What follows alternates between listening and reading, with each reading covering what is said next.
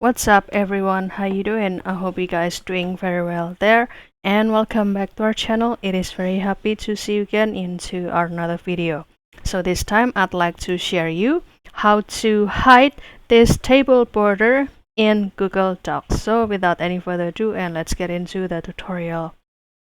Well guys, the first step you can do, you can prepare the table over here first, and after that you can select it, and you can pay attention if I select this table and also this stuff.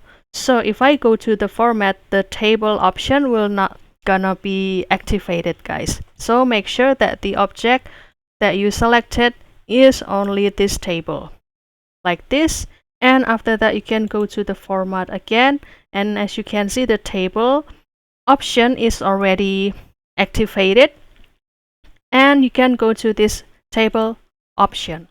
Or the another alternative can be keep selecting this table and give it a right click and click this table option. Which one do you prefer? So I guess this can be the faster way. And after that, there will be a lot of tools to change this table, and here we will go to this color.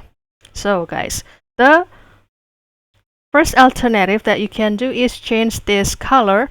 As you can see, the table border over here is a black, so you can change it, let's say, to become white.